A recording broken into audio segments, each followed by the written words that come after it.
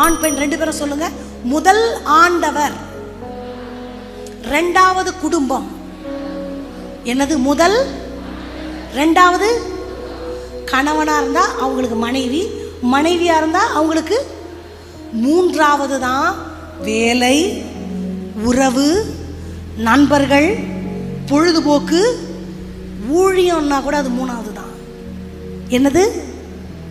ஆமா, தகப்பன்மாருக்கும் சொல்றேன் நான், குடும்பம் தான் உங்களுக்கு பேக் போன். அதை இழந்துட்டோம்னா நம்ம நிலைக்கிறது கஷ்டம். ஆண்களுக்கு மறுபடியும் நான் சொல்லுகிறேன், தகப்பன்மாருக்கு உங்களுக்கு தான் மனைவி தேவை. மனைவி நீங்கள் இல்லாமல் வாழ்ந்துருவாங்க. நான் சொல்றதுக்காக மன்னிக்கணும். பெண்களுக்கு அவங்களுக்கு தேவையான சாப்பாடு சமைக்க தெரியும், அவங்களுக்கு பார்த்துக்க தெரியும், வஸ்திரங்களை துவைக்க தெரியும், பிள்ளைகளை பார்க்க தெரியும், சம்பாதிக்க கூட அவர்களால் முடியும். ஆணுக்கு தான் சம்பாத்தியத்தை தவிர வேற எல்லாமே கஷ்டம். வேதமும் அதை தான் சொல்லுது. அப்போ தன்னுடைய குடும்பத்துக்கு முக்கியத்துவம் கொடுக்க வேண்டும். ஆண்டவருக்கு முதலிடம், இரண்டாவது இடம் எதுக்கு தான்?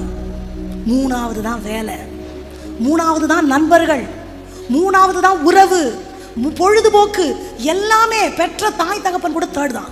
செகண்ட் எங்க வந்துடணும்? சொந்த குடும்பம். சொந்த குடும்பம்னா wife and children, husband and children, உடன் பிறப்பு, அம்மா அப்பா எல்லாமே அடுத்த ஸ்டெப்பு தான். புரியுதுல்ல? இந்த ஆர்டர் எங்கெல்லாம் மாறுதோ அங்கெல்லாம் பிரச்சனைகள். முதல் குடும்பம் வேதத்தில் எது? ஆதாம் ஏவாள். அந்த குடும்பத்திலேயே அண்ணன் தம்பியை கொலை பண்ணிட்டான், நல்ல குழந்தை செத்து போயிட்டான். அப்போ ஆண்டவர் படிச்ச முதல் குடும்பத்துக்குள்ளேயே அப்படி பிசாசால குடும்பத்தை சிதைக்க முடியுமானால் நீங்களும் நானும் ஏமாத்துறோம்.